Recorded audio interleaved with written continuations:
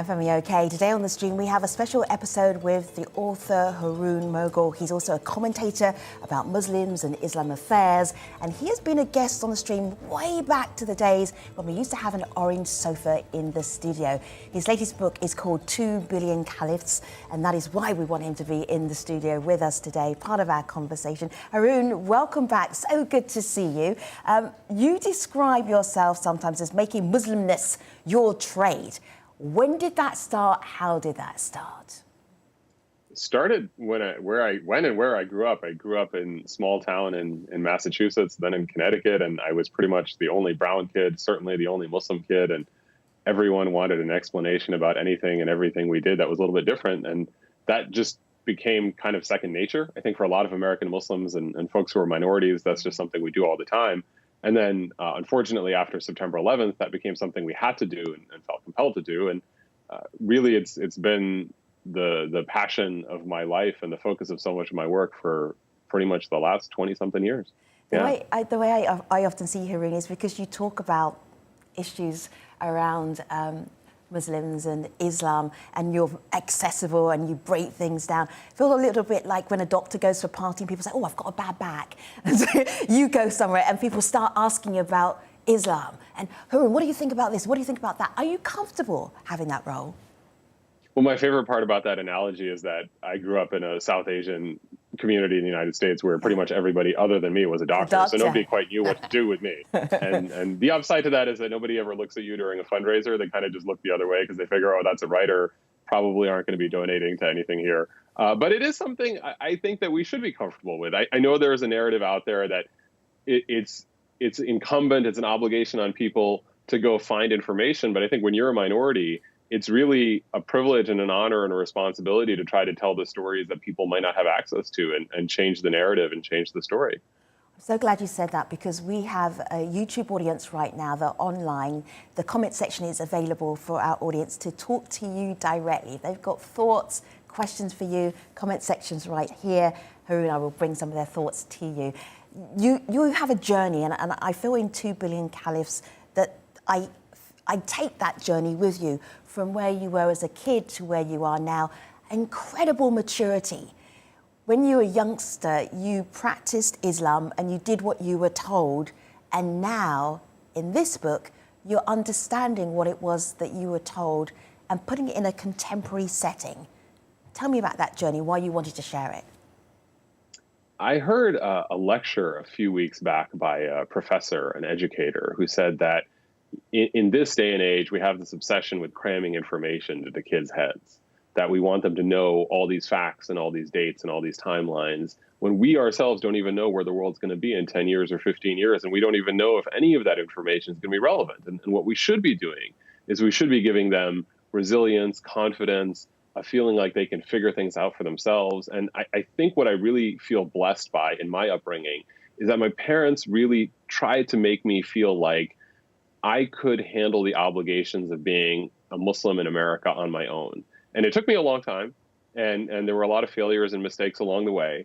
But I feel like I've reached a point where I am comfortable contributing on my own terms and in my own ways to communities, and I want to pass that on. And that's really the underlying impetus, not just behind the book, but behind everything I do, is this idea that really we don't know what the future is going to look like. And if we want our faith and our traditions and our values to go on beyond us and to advance ahead of us, then the people who carry them have to be able to survive without us.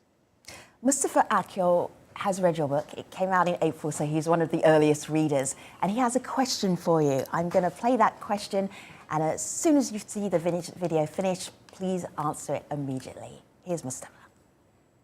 I really love this book, 2 Billion Caliphs by Haroon Moghul. It's a delight to read, really. Besides all the information and all the history, it's just a great prose. And I have a question to Haroon. You use the term caliphs, 2 billion caliphs, which may shock people because they may think of caliphate as a political institution, but you're referring to Muslim individuals as caliphs. So what do you mean by that? Like, are you trying to transform a political vision into a more individualistic vision of Islam? I would be sympathetic to that, but I'm really happy to learn what you exactly mean by that. So I think Mustafa absolutely hits the nail on the head. Caliphate, and the use of the term caliphs in the title was a little bit intended because I knew it would stop people in a bookstore and potentially when browsing and say, wait a minute, what does that mean? It's a term that unfortunately, but understandably, has some really negative resonances, given especially the events of the last 10 years or so. And caliphate is associated with not just a political institution, but a really violent and authoritarian form of political institution. But digging into the history of Islam and the source texts of Islam, I found that the first mention of caliphs and caliphates is actually in the story of Adam and Eve. And to put it really succinctly and really simply, basically the Muslim conception is that every single human being, male and female, from the beginning of our species to the end of our species, regardless of religion, regardless of wealth or class or creed or color, every single individual is a caliph, which is just an Arabic word that originally means something like a steward, someone who acts on someone else's behalf. And so we're all tasked by God to live out and to build a better world. And so, yeah, it is a kind of political vision, but it's a destabilizing one and a democratic one. It's let's take power away from hierarchies and dynasties and authorities that enrich and empower themselves at everyone else's expense. And let's say, no, authority morally and ethically actually belongs to every single person. And that's the kind of world we should be constructing as Muslims and with people of other faiths or no faiths. Something that strikes me, Haroon, in your work and how you talk about Islam is how much you respect women, how important they are in the Muslim faith, and you basically write as a feminist. So in 2 Billion Caliphs, you rethink the stories of some key women in Islam whose stories seem to be just pushed to the background. What do you think Hagar would think about this? What do you think it was like to have to leave your baby in the desert and go look for water? And you're thinking about it not from the man's perspective, but from the woman's perspective. That is quite radical. You're questioning the whole way Islam is framed from a patriarchal perspective and making it more feminist. Yeah, it's something that I suppose beautifully enough and fittingly enough, in the time since the book was finished and went into publication, I got married and became a stepfather. And there's 3 kids in my life, 2 of whom are teenage girls. And it becomes apparent to me in a very intense and visceral way on a daily basis, what are the ways in which we exclude and include people? And when we say we want every single person in our community to feel like they have a stake in the community, does that include everyone regardless of how they identify?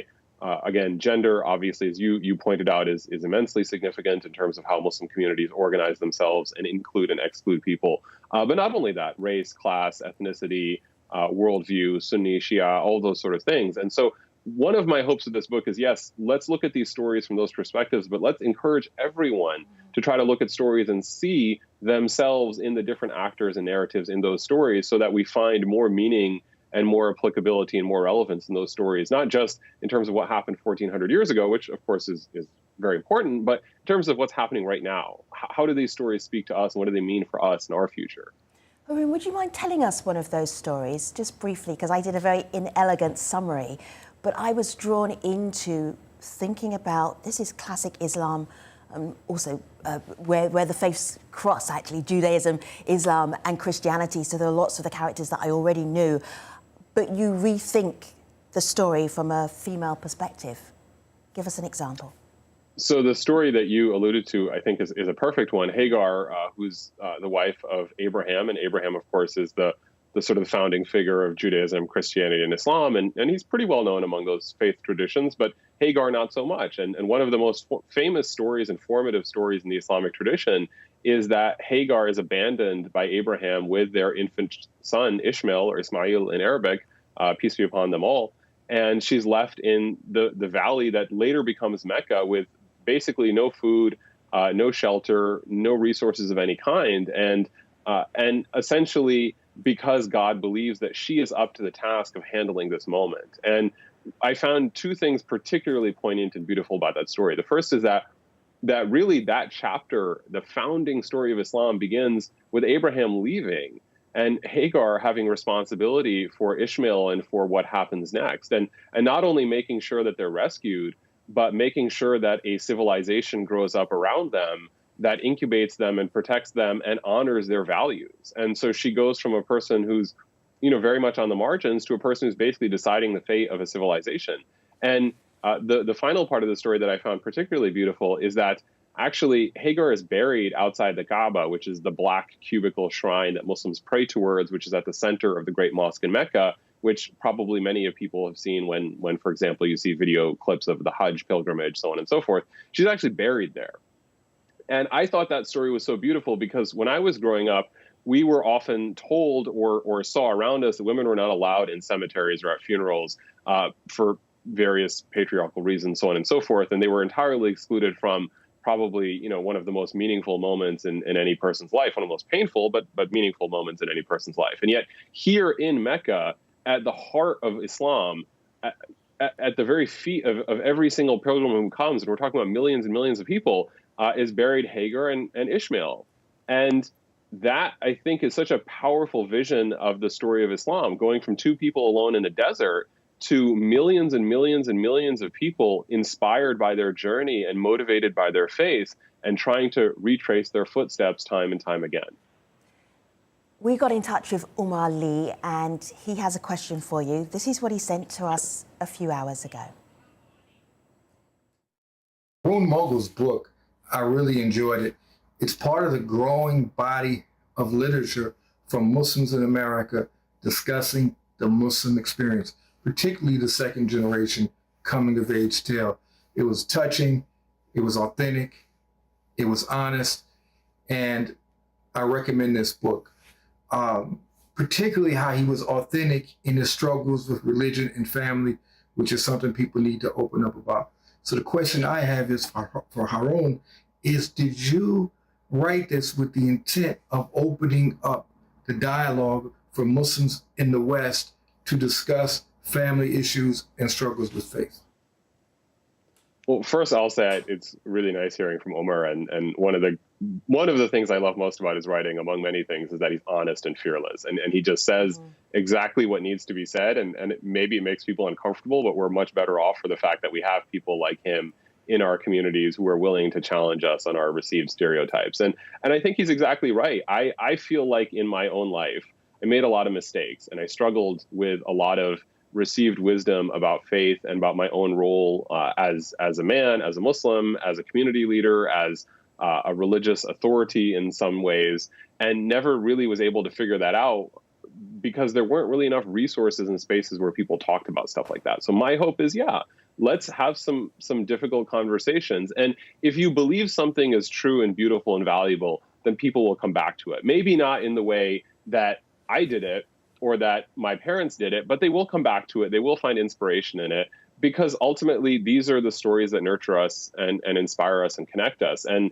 if we have space to have those conversations, we also take away one of the greatest challenges that young people of faith face, which is sometimes they feel like their challenges are so unique that there's something wrong with them, that it simply can't be possible that anyone else might share the same doubts or frustrations that they share. And if you inhabit that kind of place internally, it's really psychologically damaging and devastating. And if instead you see like, hey, actually, a lot of people are struggling with this, then, you realize you're just a human being. And maybe if I could write another book, it's, you're a person, not a robot, right? We're not designed to simply inhabit a religious subroutine and do everything right every single step of the way. You can just ask me about this month of Ramadan and how many ways I fell flat on my face. And I'm sure How many ways? How many ways did you? Let's count the ways. If I can be honest here, so please. Muslims will immediately understand this, but last night was the 27th night, and it was many Muslims, especially Sunni Muslims, consider it the most sacred night, not only of Ramadan, but of the entire year. It's called the Night of Power. And I was actually traveling and promoting the book the last few days and didn't go to the mosque where I was based the last few days because I wanted to get my rest and I wanted to make sure I could spend the whole night at the mosque. And, among the many things that went wrong, one was actually just absolutely comic, that I finally made it into the mosque far later than I wanted to get there. And I entered the prayer, and there's a special supplication that's at the end of the Tarawih prayer services where the imam and the whole congregation, we really just open up our heart and our soul and just beg God for forgiveness and for all the things we need and we want. And I'm sitting there and I'm in the middle of this incredible moment. and then the microphone goes off and no one can hear anything anymore. And then nobody knows what to do because we're all frozen in prayer. Yeah. And I'm like, well, this is not what I expected. And then out of nowhere, because this is how my brain works, I was like, wait, did I do wudu? Like, did I do my ablutions before I got here? Like, is my prayer even valid? And there's probably 700 people here, and there's probably 50 people in line to get to the bathroom. So does that mean my prayer doesn't count? And I mean, that basically my 27th night was spent in like one minor disaster after another. But you realize that that's life, right? It's just at different times in your life, you're at different places and there's different realities. And that's the messiness and beauty of faith. Picking up on the messiness of faith, you wrestle and you share some of the biggest, most controversial hot topics in Islam, which started in classic Islam and then trying to make it work for contemporary Islam. War, human sexuality, slavery, wives. One of my favourite chapters in your book is called Adam and Eve and Eve and Eve and Eve. I laughed a lot, but I know where you were going with that. How are people reacting to you taking some of the trickiest topics in Islam and trying to make them make sense in 2022? Are people liking it or pushing back? Well, one of the most interesting responses I got was someone who read the book and concluded that I had come down hard on conservative positions on Islam and sexuality, when I thought that I actually attempted a very nuanced, balanced attempt of saying, look, there are different ways of looking at these issues. And as the world moves into the 21st century and progressive ideas become more common and proliferate across Muslim spaces, what we really need to do is come to terms with the fact that we will have different interpretations, and we have to learn how to coexist with those different interpretations. I tried very hard to be respectful of the immense sensitivities involved and the immense complexities involved. And I think I was so successful that I basically argued myself into both positions in the minds of many readers, who I think sometimes people will see what they want to see. What I'm trying to say instead is that actually the most important thing Muslims can do is be honest about what their texts do and do not say. So the fact is, yes, in early Islamic history, Muslims did practice slavery, although, as I argue, their understanding of what it was supposed to be was a radical revision of how the institution had been understood. Of course, over time, tragically and inexcusably, that revision was entirely lost, and the institution not only resurfaced, but became even more violent and venal and more of an enormity. And so that was a failure on the part of Muslim communities. When it comes to sexuality, I think in the last few decades, Muslim communities have seen themselves in many respects moving in a different direction from a lot of mainstream Western society, as well as other currents and other cultures across the world. And that's going to present a major challenge. And I don't have a solution to that, because the problem, as I lay it out, is that on the one hand, we are dealing with people's most intense needs, basic human needs for intimacy, companionship, and partnership as they understand it and desire it. And on the other hand, at the heart of the Muslim tradition is this idea that God and the Prophet Muhammad, peace be upon him, define what is and is not acceptable morally. Within, there is space for interpretation and reinterpretation and so on and so forth, but broadly speaking, that's what it is. And if you challenge that, you're not just challenging a specific issue. You're basically saying that the founding principle of Islam is no longer in operation. Yes. And what you're doing is you're destabilizing the entire faith. Now, is it possible that someone may find a way out of that conundrum? Certainly, I don't think I'm that intelligent that I've imagined every single possible interpretation or approach to an issue.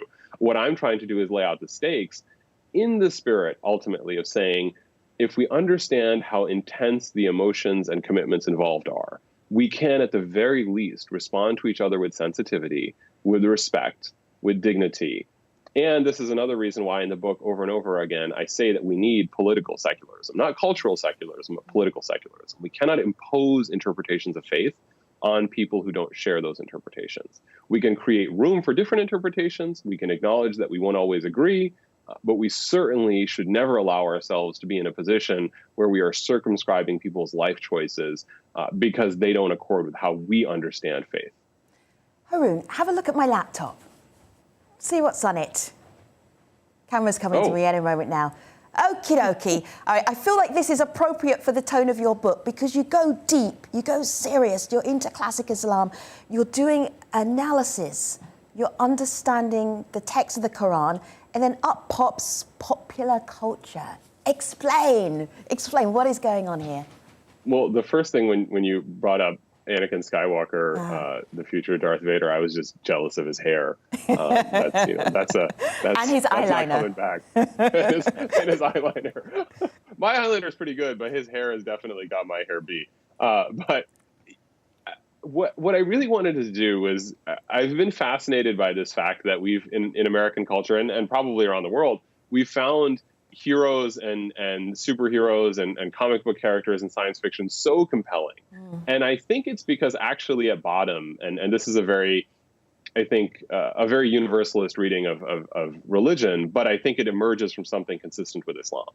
At the end of the day, if I believe that every single human being was descended from Adam and Eve, and I believe that Adam and Eve were created to be caliphs of God, then I have to believe that every human being has the same baseline internal impulses for spirituality, for a connection to the divine, for a desire for a meaningful place in the universe that transcends the biological and the material. And so Star Wars, on the one hand, maybe to some people it just seems silly, but I actually think that one of the reasons it's so popular is that it picked up on these really deep human impulses at a time when belief in traditional religion was fading. And so people were looking for another way to translate their desire for seeing good and evil and heroism and sagas and epics in the world. And I actually argue that in some ways Star Wars helps us understand the story of Adam and Eve and the Caliphate, because Anakin Skywalker, this kind of tragic hero who goes from the promised chosen one into the epitome of darkness embodied, and then has for spoiler alert, but I'm sure everyone already knows this, right? And at the very end, finds some kind of redemption in the last moments of his life. You ruined the series now. You ruined it, Haroon. I ruined the series, but George Lucas did too with those prequels. So don't get Haroon started now, because we'll have to have a whole show for what happened in Star Wars. One of my favourite lines from your book was, the most dangerous Sith Lords often start out as the most promising Jedi. If you know Star Wars, that will make a lot of sense to you. One more comment for you, and this is from Asad Hussein. And simple question, what's the answer? Here he is. Most of your writings so far have been autobiographical memoirs. So what's next for you? What's your vision for your next book, your next piece? I was at Mount Holyoke College yesterday, and I was giving a presentation at an iftar dinner. It's the dinner the meal that Muslims eat when they break their fast immediately after sundown or shortly after sundown, depending on the type of Muslim. And I gave a decent presentation, not bad, considering I had about 700 miles of air travel under my belt, and I was pretty dehydrated and tired. And then it came time to Q&A, and a woman in the back, and I can't remember her name, she raised her hand and she had a great question. She said, "When things are tough, what gives you hope?" And I don't know if this is a book project per se, but I do think there's something there. What are ideas and stories and beliefs and commitments that give people strength in tough times? Because I do think that, of course, on an individual level, we all go through really, really, really difficult times. But on a collective level, we as a species are facing some enormous challenges from, of course, the pandemic, which is very much with us in many places of the world, to the terrible reality of climate change, racism, violence. We've got war in Ukraine that threatens to spill out of there. And how do we keep ourselves going in such a way that we can commit to tackling the really tough stuff without losing faith in each other and in ourselves? And I would like to explore Muslim answers to those questions, not because other answers don't matter, but because those are answers that I think we don't hear enough of, and I certainly don't think Muslims hear enough of. Oh, it sounds like you've got that book already ready to go. Let me show you where you can see Haroon's current book, and also follow him online on Facebook. 2 Billion Caliphs by Haroon Moghul, and the subtitle here is A Vision of a Muslim Future. Haroon Moghul, always a pleasure having you on the stream. Many thanks for joining us today. Take care.